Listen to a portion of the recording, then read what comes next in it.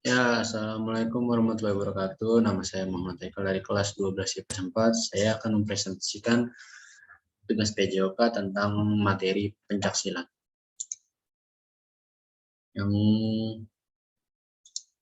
Yang pertama ada pola penyerangan.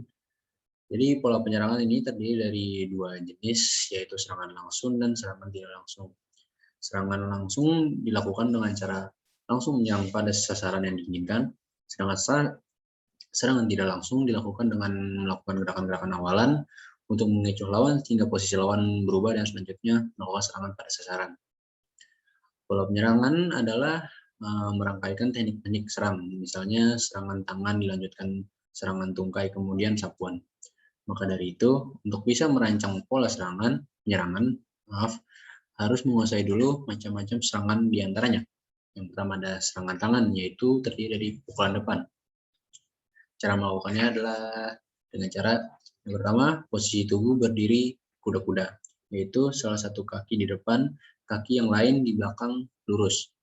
Yang kedua, salah satu tangan mengepal ke arah sasaran dan tangan yang lain ditekuk di depan dada dengan jari-jari rapat ya, ini harus rapat. Yang kedua ada pukulan tebah. Cara melakukannya, yang pertama posisi awal berdiri kaki kuda-kuda. Salah satu kaki di depan dengan lutut ditekuk dan kaki yang lain lurus ke belakang. Salah satu tangan memukul dengan telapak tangan yang lain ditekuk dengan jari rapat-rapat. Yang ketiga adalah pukulan celah atau tusuk. Cara melakukannya sebagai berikut, yaitu posisi awal berdiri dengan kuda-kuda, yaitu salah satu kaki di depan dengan lutut ditekuk, kaki yang lain lurus ke belakang. Yang kedua, salah satu tangan melakukan pukulan dengan ujung jari dan tangan yang lain ditekuk di samping badan dengan jari-jari yang rapat. Yang keempat, ada pukulan pedang. Cara melakukan yaitu adalah dengan cara yang pertama, posisi awal berdiri dengan kuda-kuda ke arah serong. Yang kedua, gerakan pukulan dengan sisi telapak tangan yang lain ditekuk di samping badan dengan jari-jari rapat menghadap ke depan. Pukulan bandul. Pukulan bandul dilakukan dengan cara yang pertama, posisi awal berdiri dengan kuda-kuda, yaitu salah satu kaki di depan dengan lutut ditekuk dan kaki yang lurus di belakang, yang lain lurus di belakang. Pukulannya yaitu dengan ayunan kepalan tangan. Yang keenam, ada namanya pukulan tampar. Cara melakukannya, yang pertama posisi awal berdiri dengan kuda-kuda, yaitu salah satu kaki di depan dengan lutut ditekuk dan kaki yang lain lurus ke belakang. Yang kedua, salah satu tangan memukul ke sasaran dengan telapak tangan dan yang lain ditekuk di depan dada dengan telapak tangan merapat menghadap ke depan. Yang ketujuh adalah pukulan kepret. Pukulan kepret, cara melakukannya adalah posisi awal berdiri dengan kuda-kuda, yaitu salah satu kaki di depan dengan lutut ditekuk dan kaki yang lain lurus ke belakang. Yang kedua, salah satu tangan melakukan pukulan dengan punggung tangan dengan tangan yang lain ditekuk di depan dengan telapak tangan rapat menghadap ke depan. Cara yang kedua, salah satu tangan melakukan pukulan dengan punggung tangan yang tadi ya. Yang kedelapan, serangan siku depan. Cara melakukannya sebagai berikut, yaitu posisi awal berdiri dengan kuda-kuda, yaitu kaki kiri di depan di depan dengan lutut ditekuk dan kaki kanan lurus ke belakang. Untuk melakukan serangan kepada lawan, yaitu siku, tangan kiri ditekuk lurus ke depan dan tangan kanan ditekuk di depan dada, jari-jari rapat dalam posisi berdiri. Yang kesembilan, serangan siku belakang. Cara melakukan sebagai berikut.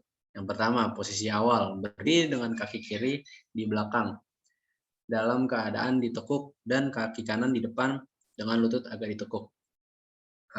Yang kedua, melakukan serangan kepada lawan dengan siku tangan kanan ditekuk lurus ke belakang dan siku tangan kiri ditekuk di depan dada dengan jari-jari rapat dengan telapak tangan berdiri tegak.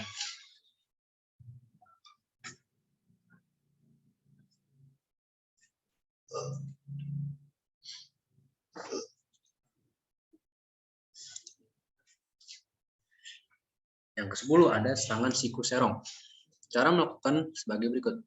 Yang pertama, posisi awal berdiri serong ke kiri dengan sikap kuda-kuda, yaitu kaki kanan depan dengan lutut ditekuk dan kaki kiri lurus ke belakang. Yang kedua, untuk melakukan serangan kepada lawan, siku kanan ditekuk kemudian dilemparkan ke arah sasaran dan tangan kiri tekuk di depan dada. Yang ke-11 ada serangan siku bawah. Cara melakukan sebagai berikut, yaitu yang pertama, posisi awal berdiri dengan sikap kuda-kuda, yaitu kaki kiri dengan lutut ditekuk dan kaki kanan lurus ke belakang. Yang kedua, untuk melakukan serangan kepada lawan, tangan kiri ditekuk di depan dada dalam keadaan tegak lurus. Kemudian dipukulkan ke bawah, yaitu ke arah sasaran. Sedangkan tangan kanan ditekuk di samping badan. Ke-12 ada tendangan lurus. Cara melakukannya sebagai berikut. Posisi awal berdiri dengan salah satu kaki sebagai tumpuan. Kedua, kaki lain diangkat dengan lutut ditekuk, kemudian tungkai bawah diluruskan sasaran dikenakan pada jari-jari kaki bagian dalam. Yang ketiga, salah satu tangan ditekuk, sedangkan yang lain harus menutup tubuh bagian bawah dan atas. Yang ke-13 ada namanya tendangan samping. Cara melakukan sebagai berikut. Yang pertama, posisi awal berdiri dengan salah satu kaki sebagai tumpuan. Yang kedua, kaki tendang diangkat dengan lutut sedikit ditekuk dengan jari-jari kaki diluruskan. Yang ketiga, kemudian kaki ditendang diangkat dari bawah ke atas atau ke arah sasaran yang dikenakan pada punggung kaki. Yang keempat, tangan menutup tubuh bagian atas dan bawah. Yang ke-14, tendangan T. Cara melakukannya sebagai berikut. Yang pertama, posisi awal berdiri dengan salah satu kaki sebagai tumpuan. Yang kedua, kaki yang diangkat dengan lutut sedikit ditekuk. Gerakan kaki tendang dijepitkan ke arah lawan, dikenakan pada telapak kaki. Yang keempat, tangan untuk menutup tubuh bagian atas dan bawah. 15 ada tendangan gajul. Tendangan gajul. Cara melakukan sebagai berikut. Yang pertama, posisi awal berdiri dengan salah satu kaki sebagai tumpuan. Yang kedua, kaki tendang diangkat kemudian digajulkan ke arah sasaran. Yang ketiga, tendang kaki pada tumit dari arah bawah ke atas. Yang keempat, tangan untuk menutupi atas dan bawah. Dan ada namanya juga pola pertahanan. Perancang pola pertahanan diperlukan untuk menghadapi sebuah pertandingan pencaksilat. Selain untuk mempersiapkan pola penyerangan, pola pertahanan juga penting. Taktik pertahanan merupakan suatu siasat dilakukan kepada lawan dengan tujuan menahan atau menghindari serangan lawan. Pola pertahanan ada yang namanya adalah helakan. Helakan adalah usaha pembelaan yang dilakukan dengan sikap kaki yang tidak berpindah tempat atau kembali ke tempat semula helakan terdiri.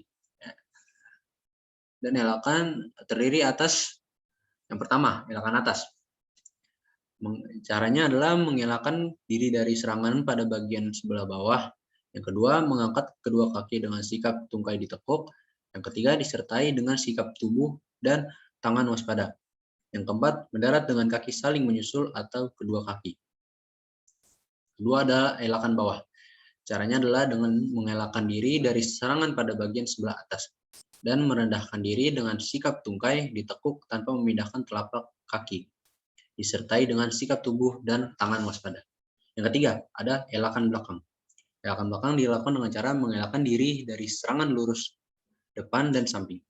Dari sikap kuda-kuda depan, memindahkan berat badan ke belakang, disertai dengan sikap tubuh dan tangan yang waspada. Yang keempat ada helakan samping, mengelakkan diri dari serangan lurus depan dan atas. Dari sikap kengkang, memindahkan badan ke samping dengan merubah sikap tungkai atau kuda-kuda, disertai dengan sikap tubuh dan tangan waspada. Yang kedua dari pola pertahanan adalah hindaran. Hindaran adalah usaha pembelaan dengan cara memindahkan sasaran dari serangan. Unsur-unsur hindaran meliputi sikap pasang, sikap tubuh, dan sikap tangan. Yang pertama, hindaran hadap. Menghindar dengan memindahkan kaki sehingga posisi tubuh menghadap lawan. Yang kedua, hindaran sisi.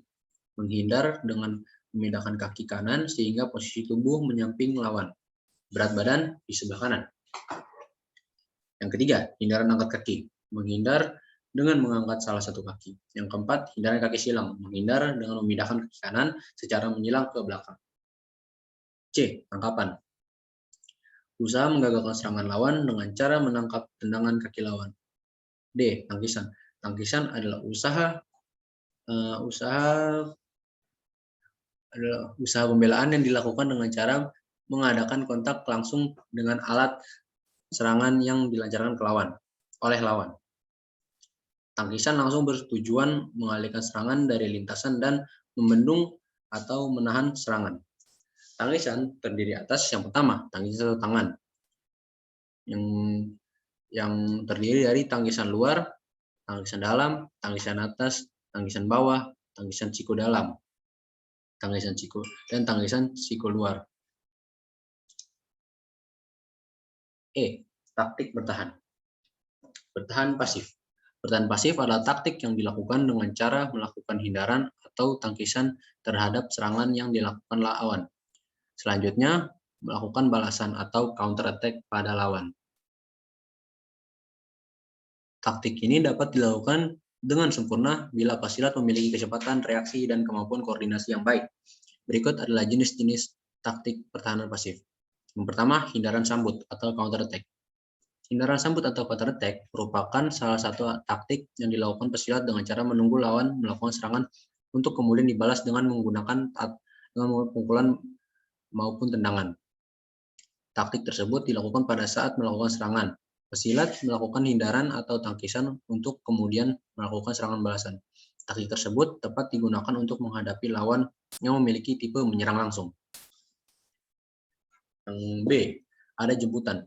Jemputan lebih tepat diterapkan untuk mengatasi lawan yang memiliki tipe serangan tidak langsung.